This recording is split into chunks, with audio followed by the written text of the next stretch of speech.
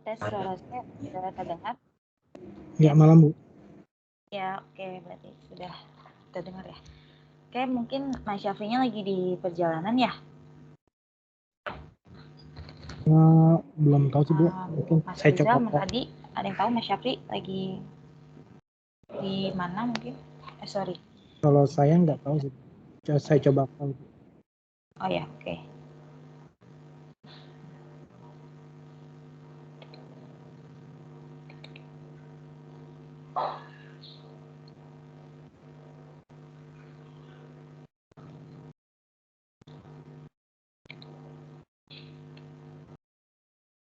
Oke, ini udah join ya Mas Syafri.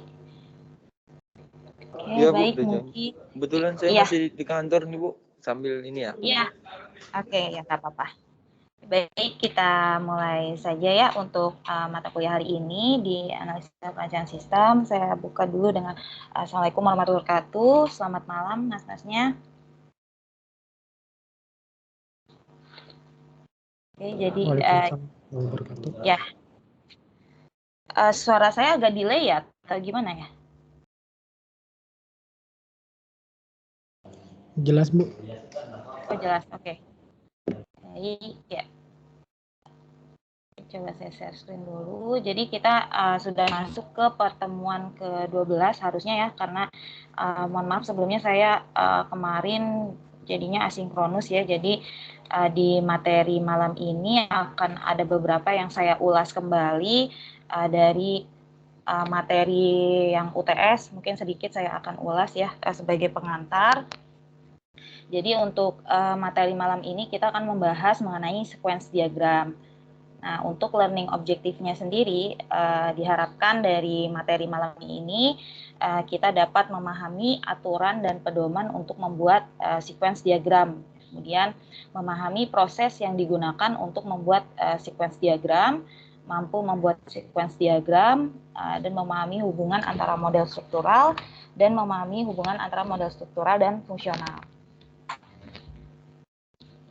Oke, jadi sedikit mengulas ya dari materi UTS ya sebelumnya karena memang sudah kita banyakkan sebelumnya sinkronus ya.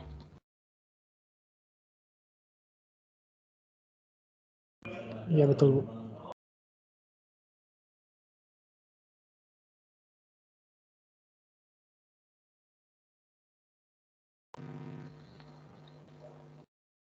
Halo, tes. Iya Ya, Bu. masih tampil ya PPT-nya ya? Masih Bu, masih.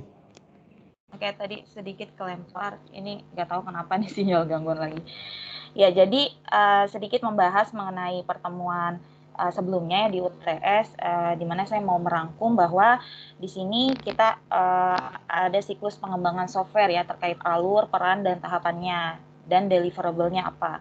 Nah, ini berdasarkan 3 sumber dari Tilly 2012, kemudian dari Dennis 2016, dan Valacis 2017, di mana SDLC itu tahapannya ya disepakati lah bersama ya, ada planning, ada analysis and design, kemudian ada tahap implementasi, kemudian ada tahap maintenance. Nah, ini yaitu tahapan di SDLC. Sedangkan untuk pendekatannya bisa kita memilih beda-beda metode ya, bisa waterfall, kemudian bisa agile. Jadi pendekatan ini yang menentukan apakah nantinya satu tahapan dengan tahapan yang lain, apakah bisa secara bersamaan ataukah menunggu tahapan yang satu selesai kemudian ke tahapan berikutnya yang seperti waterfall ya. Jadi tahapan yang planning dulu selesai baru ke analysis and design. Jadi itu adalah lebih ke pendekatannya, metodenya apa ya dari SDLC. Sedangkan SDLC itu adalah tahapan secara garis besarnya. Nah, di sini untuk tahapan pertama yaitu planning, bahwa deliverable-nya itu adalah dalam bentuk sistem proposal ya. Nah, ini di fase planning ini munculnya yaitu adalah dari kebutuhan ya, adanya sistem request. Nah, ini dari mana sistem request ini?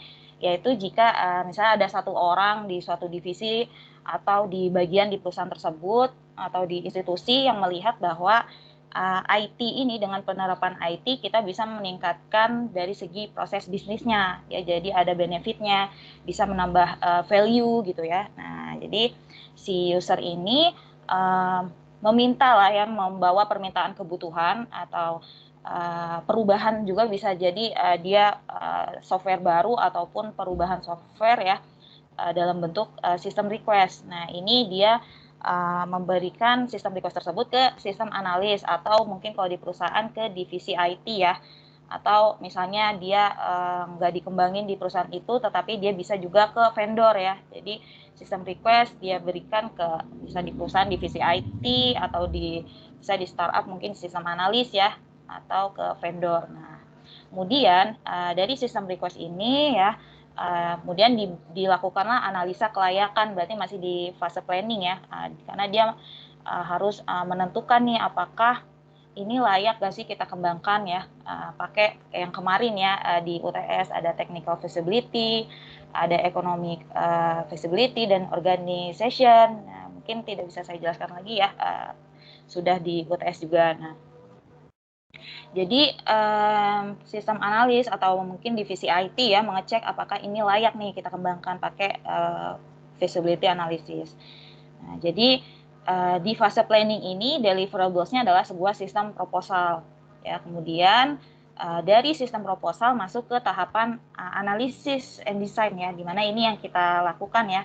Setelah dinyatakan layak, sistem analis ini melakukan analisis and design ya. Ini tentunya juga dibantu oleh bisnis analis ya. Jadi dia dibantu oleh bisnis analis untuk memahami dari segi proses bisnisnya. Ya, jadi seharusnya sebenarnya bisnis analis ini idealnya yang memahami proses bisnis. Misalnya kita mau mengembangkan software pendidikan, nah seharusnya yang memahami proses pendidikan ya. Jadi ya sarjana pendidikan lah gitu ya. Nah, jadi biasanya kalau yang mungkin yang saya lihat sekarang kan bisnis analis biasanya ada orang komputer ya, teknik komputer. Tapi sebenarnya idealnya orang yang memahami dari segi proses bisnis ya. Nah, ini di fase analysis and design ya. Luarannya adalah sistem specification ya. Desainnya itu yang kita lagi kerjakan nih ya, UML. Kalau dia menggunakan OOP, Object Oriented Programming ya, kita pakai UML di sini ya.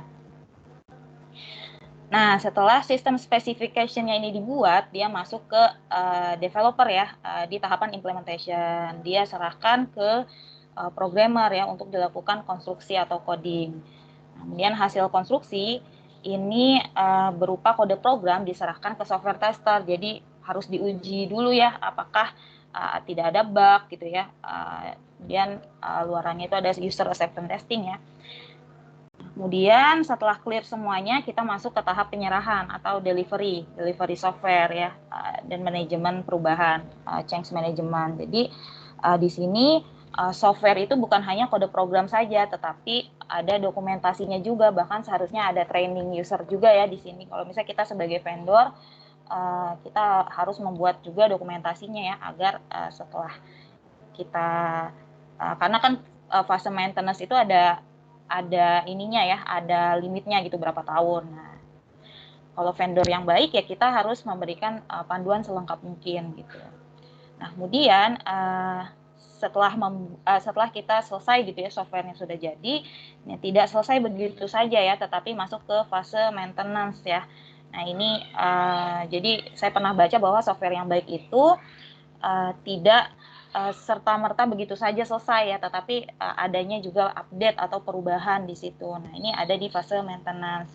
Nah, jika ada perubahan maka ada kembali ke tahap 1 ya.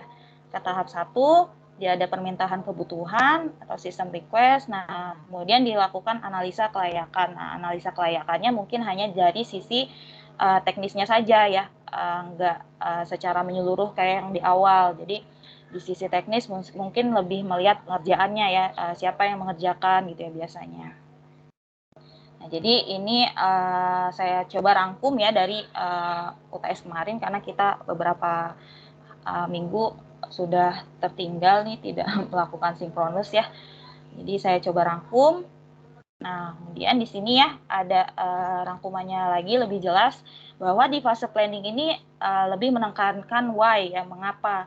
Intinya mengapa software ini harus kita kembangkan. Nah, di sini ada sistem request ya tadi ya, dan feasibility analysis ya. Kemudian di tahap analisis siapa penggunanya dan alur kerja software ya. Ini saya udah direkam belum ya? Udah kan ya? Halo? Sudah Bu, sudah. Harusnya sih udah ya. Oh udah ya, siap. Takut belum direkam. Oke, jadi ya di tahap analisis kita masuk ke siapa pengguna dan alur kerja software. Kita mencoba memahami dari segi proses bisnisnya ya. Bagaimana cara kita memahami proses bisnisnya ya, kita melakukan requirement gathering ya, yang saya juga buat di soal UTS.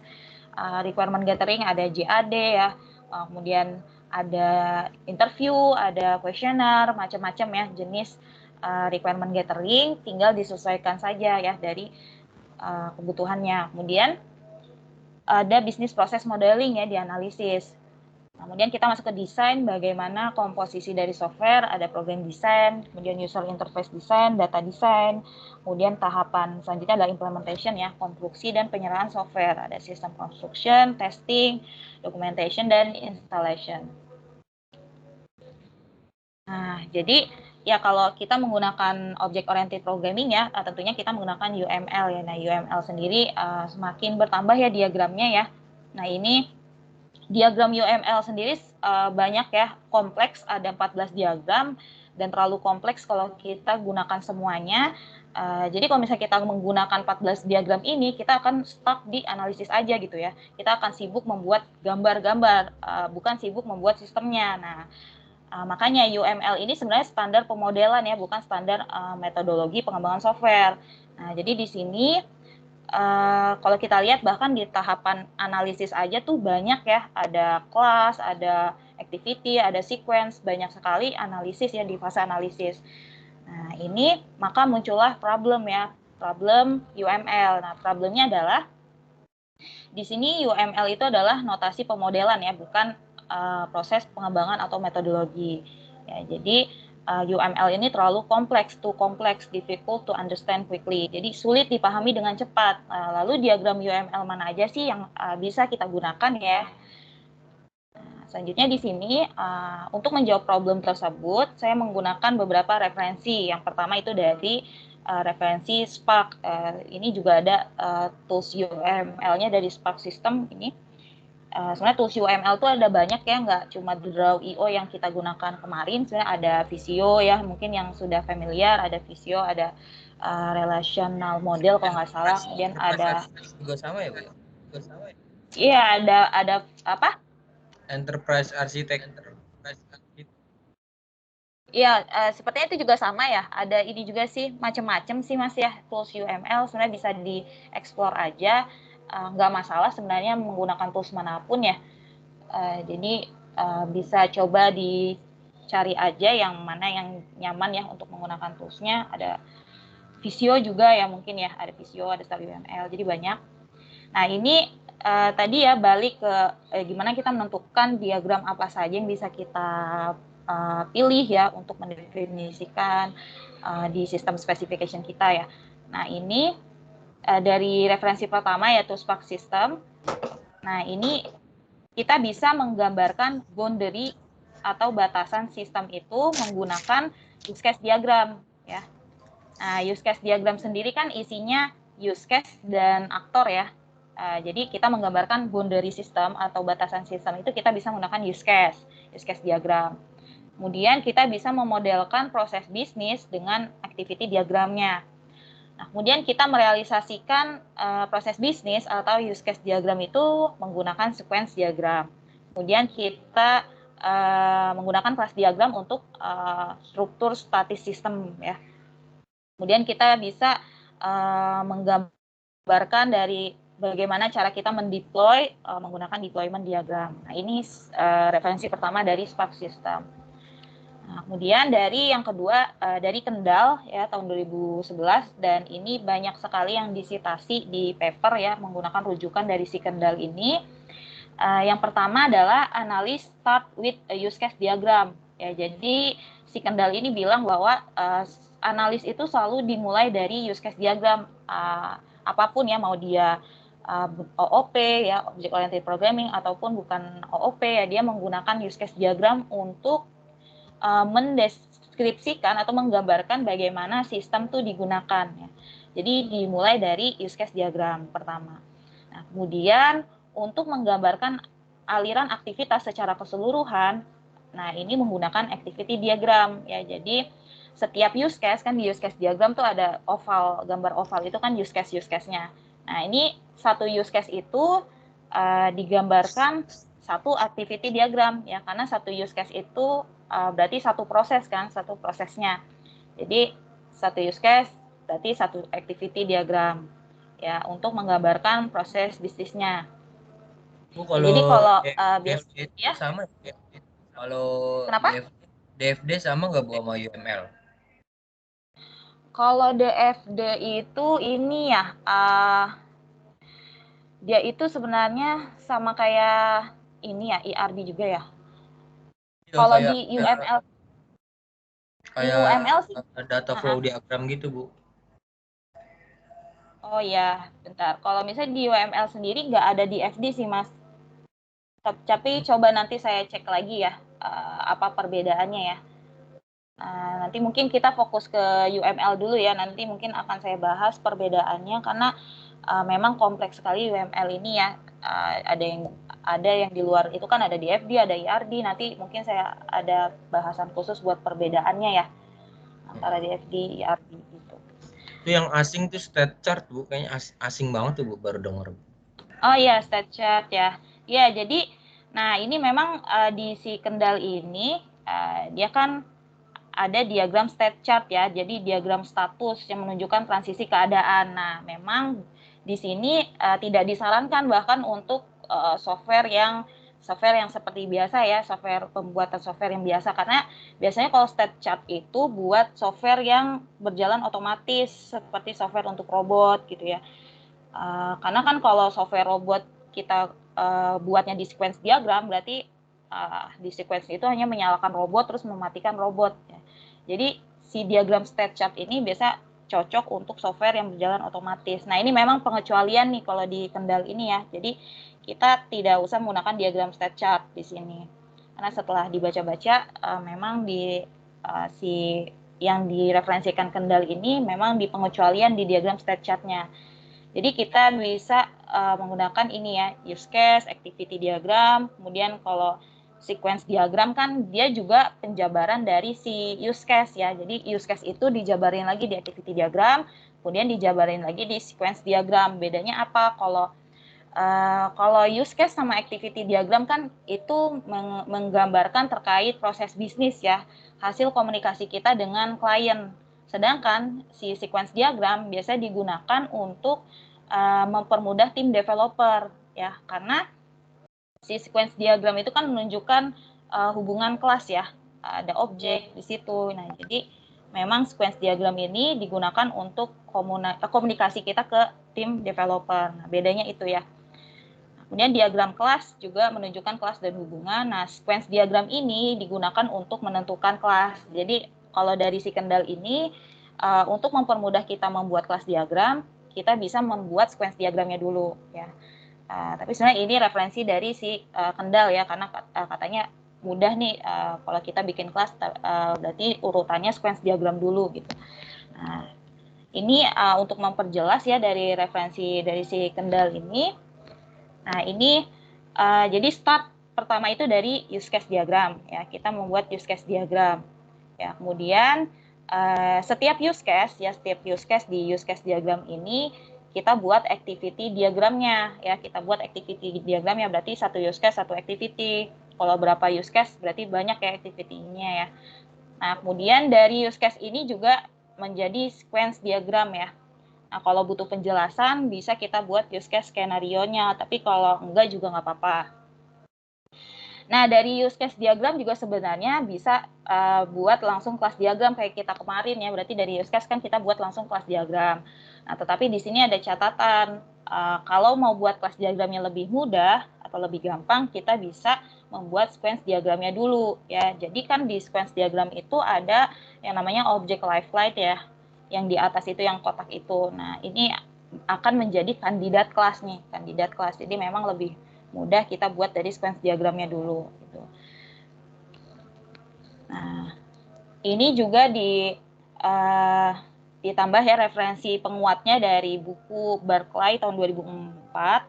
Dalam bukunya Barclay juga ngomongin hal yang sama ya, yaitu kita buat use case-nya dulu, kemudian kemudian ke activity diagram, kemudian sequence diagram, selanjutnya kita buat class diagram ya. Jadi ini ada referensi penguatnya juga ya dari Barclay. Nah, kemudian di sini juga ada referensi dari mungkin ada yang kenal juga ya, Romi Satriawahono ya. Dia juga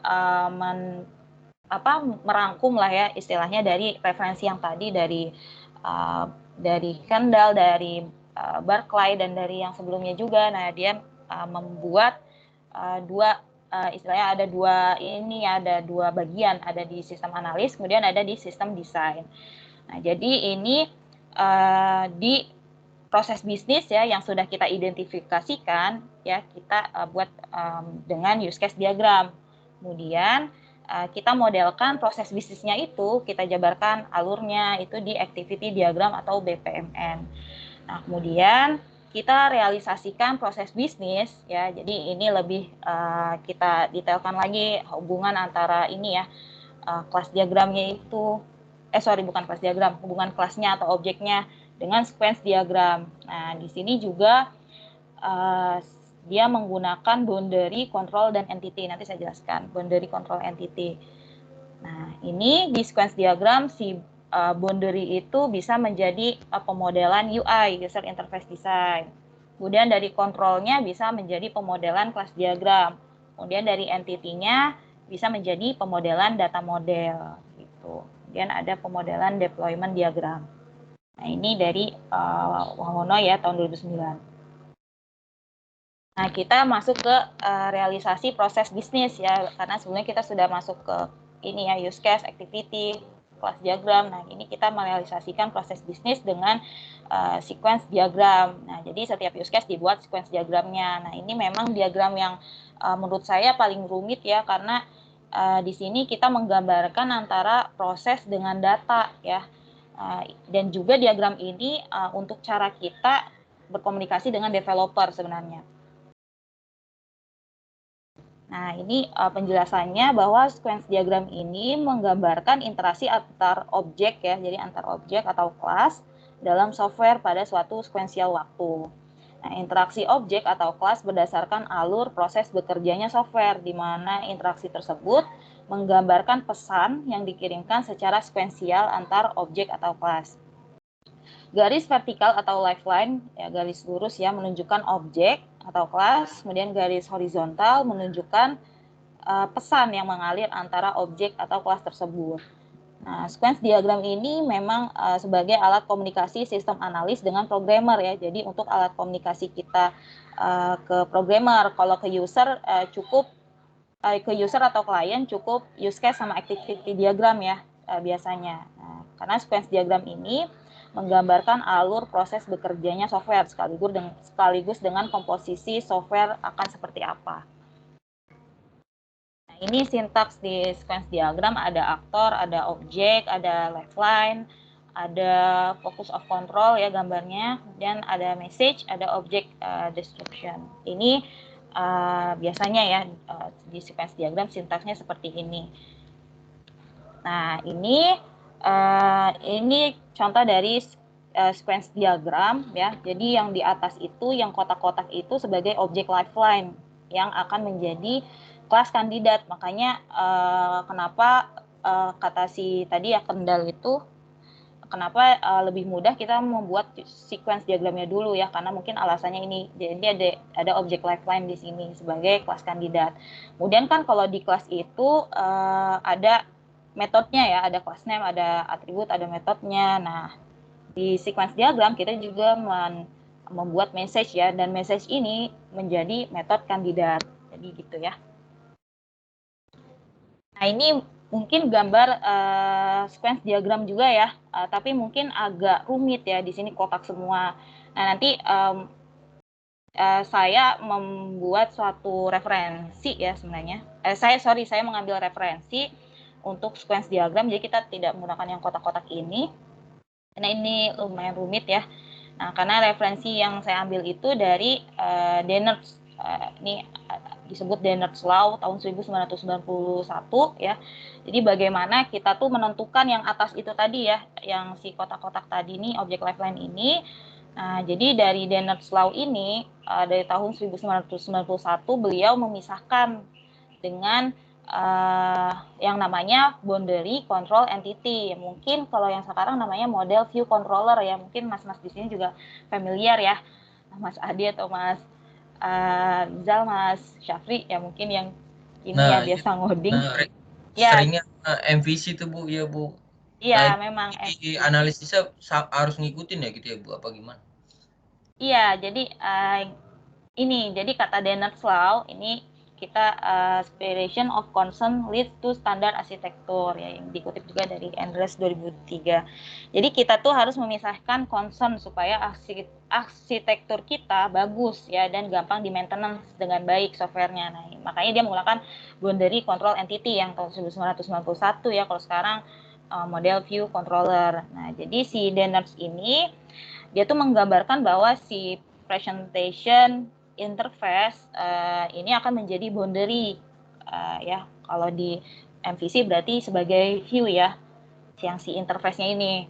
Kemudian si functional kernel ini ya sebagai kontrol ya. Jadi yang melakukan pemrosesan itu disebut kontrol. Kalau di MVC berarti controller ya. Kemudian yang berhubungan dengan data di sini files and database dia sebagai entity ya. Jadi entity ini berarti di MVC sebagai model ya. Ya berarti. Nah, ini kalau dulu ya 1991 boundary control entity, mungkin ya kalau saya baca di tahun 2005 ya baru muncul konsep MVC. Oke, ini untuk memperjelas lagi bahwa sequence diagram berbasis arsitektur BCE atau boundary control entity, di mana boundary class ini adalah kelas yang berhubungan dengan aktor. Berhubungan dengan aktor langsung, biasanya sebagai user interface ya. Jadi yang form, input, kemudian tampilan, pokoknya user interface dia tuh sebagai boundary-nya, sebagai view-nya ya kalau di MVC. Kemudian di control class yang memproses sesuatu itu disebut control. Jadi kelas yang berhubungan dengan pemrosesan, penghitungan, kalkulasi, komputasi, query. Nah, ini sebagai control class. Kemudian di entity class yaitu kelas yang berhubungan dengan data ya, dia model ya berarti di sini ya, kelas yang berhubungan dengan data, penyimpanan data atau file. Ini ya arsitektur dari ini sequence diagram berbasis BCE. Nah, ini lebih jelasnya sequence diagram ya, jadi bentuknya seperti ini, jadi nggak bingung lagi pakai yang mana. Nah, kita pakai referensi tadi ya, bahwa dipisah di sini menjadi boundary atau view, kemudian controller, kemudian entity atau model. Nah, ini kalau di sini ya berarti nasabah ya, nasabah sebagai aktor. Nah, dia memasukkan PIN ya. Nah, untuk penamaannya sendiri, message di sini kan dia nggak ada spasi ya. Karena kenapa? Karena buat ya dia akan diterjemahkan ke program ya. Jadi kita penamaannya pun aturannya tidak menggunakan spasi di sini.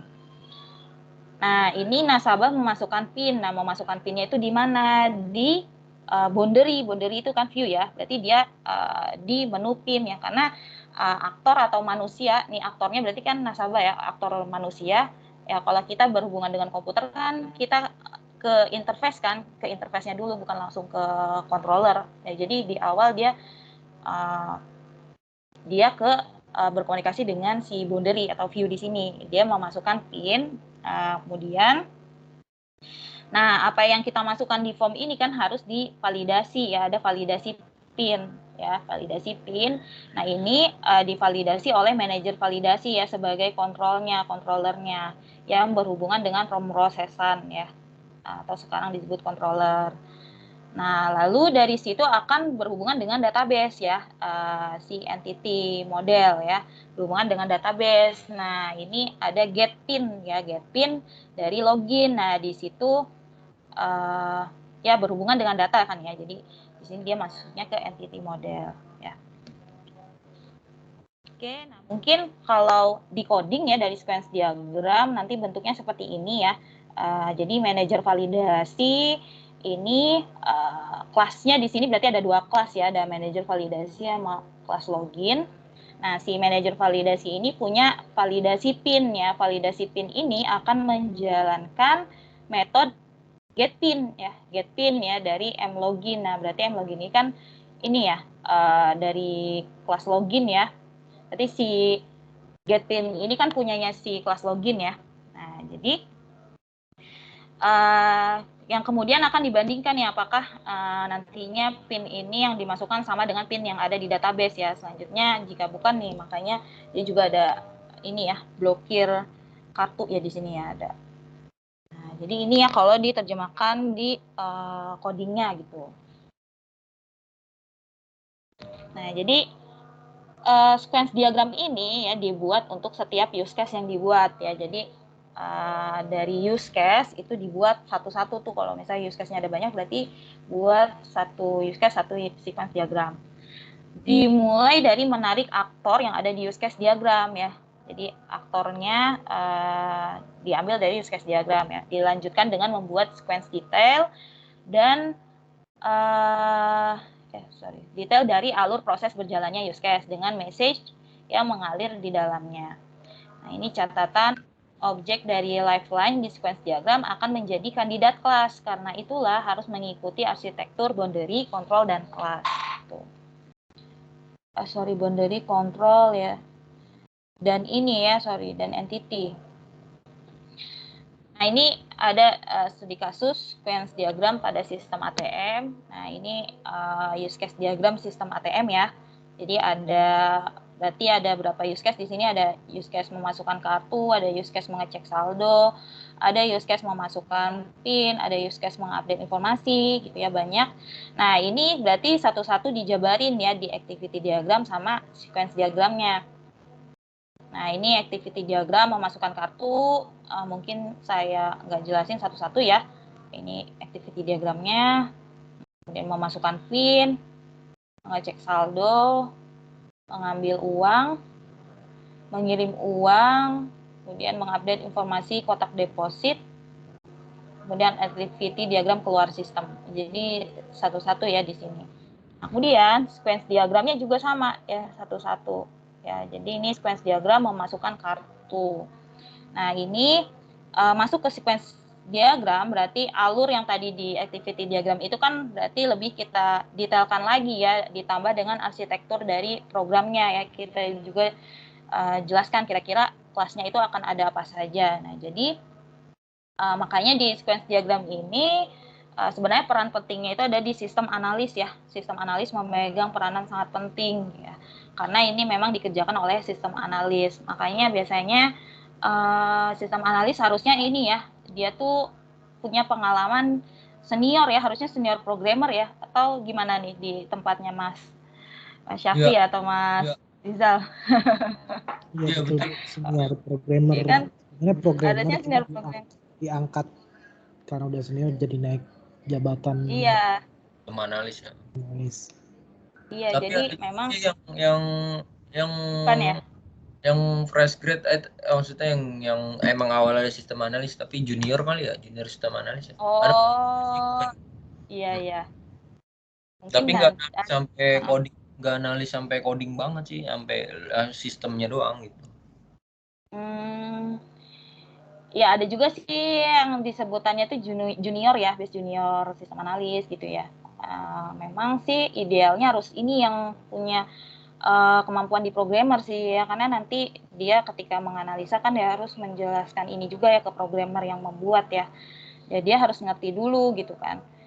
Nah, ini biasanya kalau si sistem analis sudah membuat sequence diagram, nah ini sangat mempermudah hidup developer seharusnya ya. Jadi lebih mudah biasanya nih ngoding dari misalnya kita punya dasarnya gitu sequence diagramnya. Nah, ini juga ada fragment di sini ya. Ada apakah kartu valid? Nah, ini disebut fragment ya. Nah, di sini menunjukkan adanya if else ya, ada kondisi di sini ya, jika ya tampilkan, jika tidak keluarkan kartu. Nah, ini disebut fragment ya di sequence diagram. Nah, ini sorry, aduh, keputus.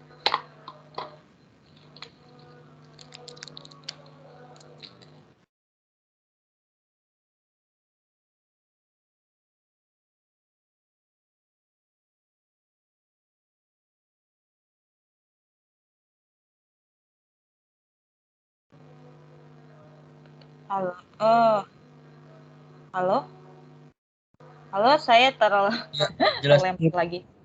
Ya, oke. Masih tampil gak ya PPT-nya ya? Masih Bu, masih. Masih ya? Ya, oke, saya lanjutkan ya. Ya, ini sequence diagram juga ya. Ini ada 2 fragment berarti. Nah, kemudian ini sequence diagram mengecek saldo ya. Jadi aktor juga ada aktor sistem ya. Di sini ada sistem inti perbankan ya sebagai aktor juga di sini. Jadi ada aktor manusia, ada aktor sistem. Nah, kemudian di sini ya sequence diagram mengambil uang. Nah, ini bentuk-bentuk yang buletan di atas ini, ada yang buletan garisnya di bawah, ada garisnya di samping. Nah, ini nanti biasanya kalau di tools-nya itu di Draw.io juga ada keterangannya, dia ini boundary atau control atau entity ya. Jadi ini bisa yang ini sih yang garisnya di samping ini dia sebagai boundary nih. Nggak salah ini controller, kemudian yang di bawahnya garisnya itu dia entity. Ya. Ini mungkin saya nggak jelasin satu-satu ya. Sampai sequence diagram di use case terakhir ya, keluar sistem. Kemudian saya juga merangkum ya bahwa ada beberapa kesalahan nih yang biasanya kita tanpa sadar melakukannya gitu ya. Nah, ini saya juga dapat dari beberapa referensi. Ya, jadi mungkin nanti dari sini bisa kita koreksi bersama ya. Misalnya sebelumnya use case-nya ada kesalahan, bisa diperbaiki. Jadi kita menggunakan pola subject verb object ya untuk use case diagram, aktor use case dan activity diagram partition action. Nah, contohnya misalnya di use case diagram kita biasa nulis misalnya pengguna aktor ya, aktornya pengguna, kemudian langsung use case-nya printing gitu.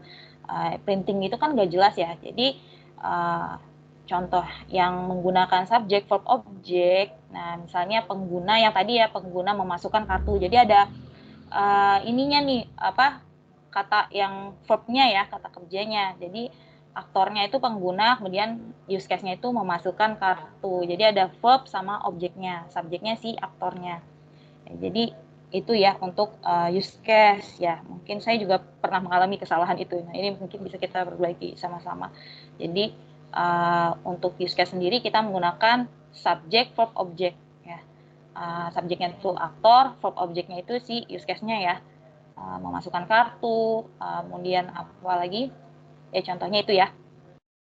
Kemudian use case diagram adalah apa yang dilakukan aktor di sistem, bukan apa yang dilakukan oleh sistem. Nah, ini contohnya memang banyak perdebatan ya, login ini sebenarnya masuk ke use case atau enggak sih gitu ya. Itu saya juga masih mencari jawabannya, tapi di referensi itu bahwa sebenarnya memasukkan login itu benar gitu ya. Tetapi jika loginnya itu kan nanti diotorisasi ya, diotorisasi hak aksesnya. Nah, ini tidak perlu di use case ya, tetapi bisa kita jabarkan di activity diagram dan sequence diagram ya. Jadi memang banyak perdebatan nih antara login nih. Sebenarnya kalau loginnya itu nanti diotorisasi ya bisa kita jabarinnya tuh di activity ya sama sequence. Nah, kemudian untuk sequence diagram perhatikan transaksi yang harusnya datang dari aktor ya. Jadi bukan dari objek lain ya. Itu diawali dari si aktor ya.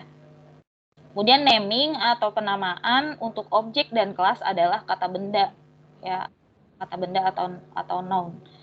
Untuk message di sequence diagram atau method ya adalah kata kerja ya. Nah, jadi misalnya ya menu login gitu ya. Kemudian di message-nya mungkin bisa kita pakai do ya, do atau accept ya. Jadi maksudnya pakai kata kerja gitu ya. Kemudian objek lifeline dan message di sequence diagram dan nama kelas di kelas diagram tidak boleh menggunakan spasi ya tadi ya, karena akan jadi kelas dan metode di kode program.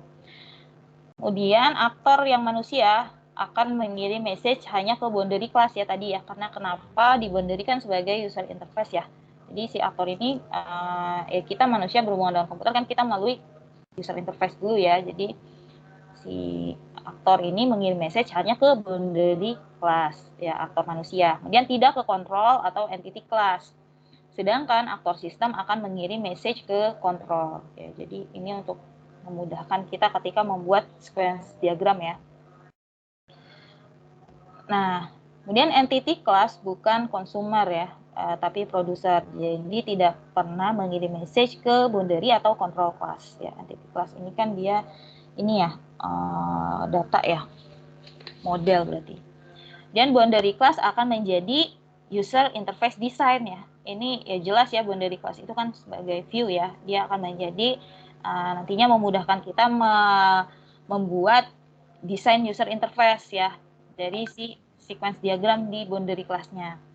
Kemudian entity class akan menjadi data model ya, karena entity class itu kan menggambarkan datanya ya. Nah, kelas diagram tidak menunjukkan alur, tapi menunjukkan struktur dan komposisi dari sistem yang kita bangun. Nah, ini sebenarnya luaran dari mata kuliah ini kita bisa membuat sistem specification yang mungkin beberapa di sini sudah biasa ya, sistem specification yang mungkin di perusahaannya disebut SRS atau BRD atau FSD ya. Biasanya nama-namanya beda-beda sih ya. Tapi sebenarnya sama sih, sistem specification juga ya isinya. Nah, ini contoh template sistem yang mungkin biasanya seperti ini, ada sistem planning, ada sistem design, kemudian ada sistem implementation ya. Nanti mungkin saya akan buat formatnya dalam bentuk laporan ya di Word mungkin biar memudahkan. Jadi nanti UAS-nya itu kan memang kita tidak sinkronus ya, UAS-nya hanya membuat ini aja, sistem specification.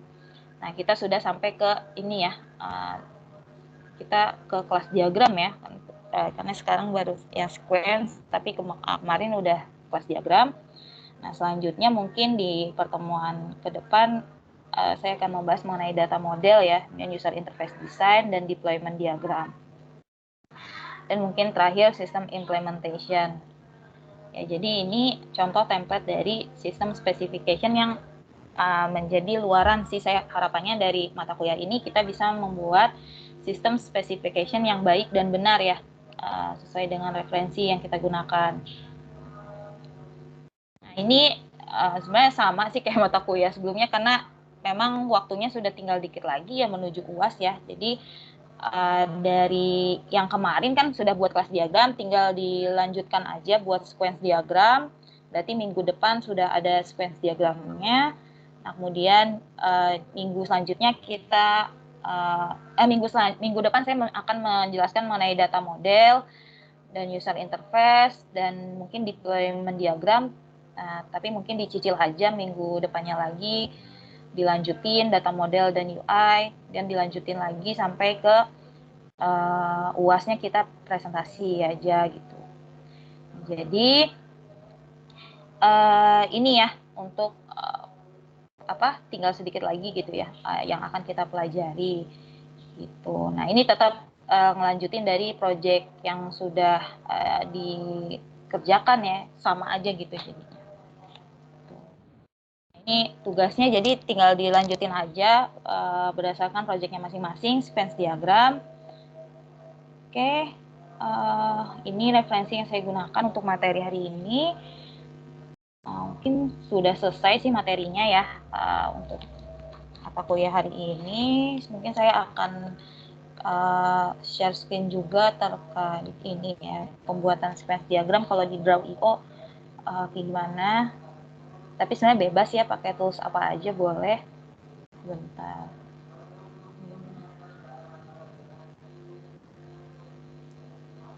Nah, ya.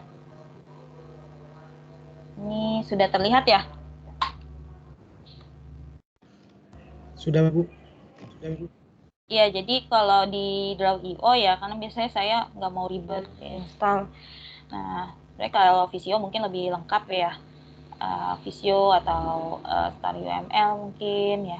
Nah, ini biasanya kita pilih dulu sih sebenarnya ketika di new, kita pilih sequence diagram. Kalau nggak ketemu, di search aja sequence diagram. Nah, terus dipilih yang menu UML-nya. Nah, UML-nya ini, ya, UML-nya ini, dia tuh ada aktor ya di sini ya. Nah, ini aktor. Kita buat dulu aktornya, aktor left line-nya. Kemudian si aktor ini kan berhubungan dengan si boundary ya di awal. Nah, boundary ini jadi udah ada bentuknya ya, boundary object seperti ini. Ya, tinggal dibuat menunya apa nih kira-kira ya. Misalnya menu login tadi ya. Kemudian dari boundary kita ke ini ya. Ada control object di sini. Bentuknya seperti ini ya. Jadi udah beda-beda gitu ya bentuknya, disesuaikan. Kemudian ada entity ya, entity object. Nah, gitu. Mungkin seperti ini ya. Kalau di Draw.io, jadi ada ini ya, boundary, control, sama entity. Terus di sini juga ada sih message-message-nya yang bisa digunakan ya. Nah, ini tinggal dipilih aja. Jadi mungkin saya coba jelaskannya di Draw.io seperti ini ya. Nanti tinggal dilanjutkan sesuai case-nya masing-masing. Oke. Ya. Mungkin kalau dari saya itu ya. Jadi nanti dilanjutin untuk sequence diagram berdasarkan case project-nya masing-masing. Nah, nanti di akhir kita presentasi untuk UAS ya. Oke, mungkin untuk materi saya sudah selesai. Mungkin bisa dilanjut, ada yang mau ditanyakan atau ada yang kurang jelas. Cukup Bu saya.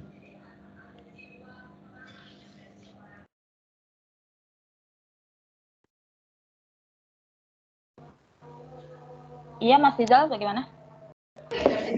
Cukup Bu saya. Oke, baik. Yang lain, Mas Adi cukup ya?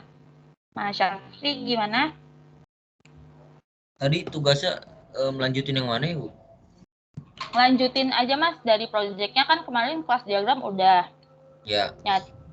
Jadi dibuat sequence diagramnya sekarang gitu.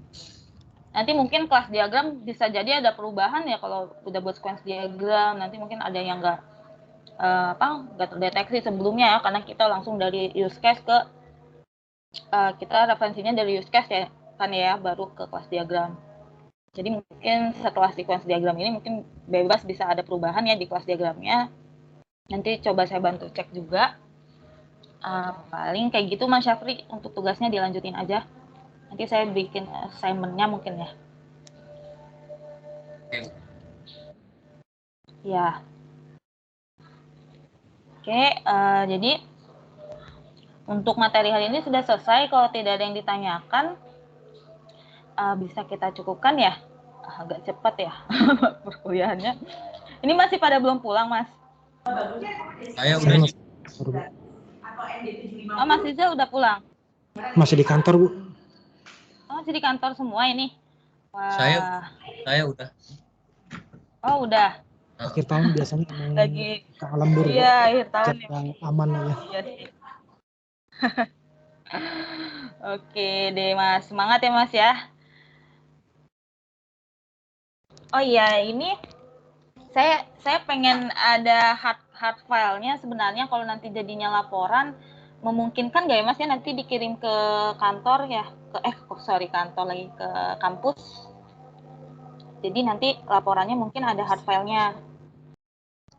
Untuk yang mana, Bu? Jadi kan nanti saya bikin formatnya ya. Jadi kan sekarang dicicil dulu. Ada sequence diagramnya kan ya. Kita udah sampai ke kelas diagram tadi ya, yang di template system specification. Nanti saya buat formatnya. Nanti UAS-nya itu yang menyusun itu Mas. Menyusun ini ya, SRS, kalau bisa namanya beda-beda sih. Intinya spesifikasi sistem ya. Ya. Ya, nanti mungkin bisa dikirim ke ini ya, kampus Daan Mogot aja sih, kampus A. Kalau misalnya ya, Ya, nanti saya yang ini main ke kampus. Oh ya boleh, boleh Mas. Nanti janjian aja ya. Saya seringnya sih di kampus A, soalnya lebih dekat ke kampus A gitu. Kampus itu di Enaknya mana, tuh Bu? Di Dan Mogot ya? kampus B. Iya seharusnya sih saya di Halimun ya, tapi kan karena masih ngajarnya juga online ya. Jadi saya lebih dekat ke kampus A dan Mogot. Jadi seringnya sih di kampus A karena biasanya rapat-rapat juga di kampus A gitu. Hmm. Saya juga kadang Ya. ke kampus main tuh main futsal tuh kadang tuh Bu sama teman-teman. Oh, Mas Syafri Iya emang kan? sebelumnya di ini di Akatel ya? Alumni Enggak, Akatel apa? kagak Bu. Emang saya ikut ini aja UKM futsal gitu. Jadi main gitu. Oh, iya iya. Kan kemarin kan pada ngajuin form ke Burana tuh kalau nggak salah tuh. Oh, Ngajuin ikut UKM Mas Syafri ya? ikut UKM itu terus bulu tangkis nggak ini nih nggak tahu nggak kurang jelas gitu. Saya ikutnya Hmm. futsal dulu Mas. Belum ada soalnya Hmm. UKM kayak berkaitan dengan IT ya kayaknya kalau nggak salah. Iya sih belum kayaknya Mas. Ya, nanti mungkin bisa di ini aja ya, bisa disatuin atau Mas Syafri yang bisa dititip aja ya, kalau yang nggak bisa Iya. gitu. Nah, biar ada dokumentasinya sih, saya senang ngeliat yang berwujud, sebenarnya berwujud buku. Oke deh, baik kalau tidak ada yang ditanyakan lagi, mungkin sudah jelas ya materinya ya. Kalau ada yang kurang jelas bisa hubungi saya via WhatsApp, nggak apa-apa. Oh ya, saya ada nambah nomor, sebenarnya nambah nomor Telkomsel karena sinyalnya kurang bagus. Ya sebelumnya saya pakai Tri, pakai Tri itu udah lama banget, kartu saya dari SMA kali ya. Jadi saya nggak ganti-ganti nomor, terus saya jadi nambah nomor baru Telkomsel. Jadi bisa hubungin saya, mungkin ada tambahan nomor Telkomsel khusus sebenarnya buat di kerjaan sih, nggak apa-apa. Tapi Tri juga masih aktif sih. Gitu. Oke, Bu. Oke, baik. Mungkin ya sudah selesai. Saya cukupkan materi hari ini. Terima kasih mas-masnya. Sekian dari saya. Wassalamualaikum warahmatullahi wabarakatuh. Waalaikumsalam warahmatullahi wabarakatuh. Terima kasih banyak, Bu. Terima kasih Bu. Ya, sama-sama. Ya.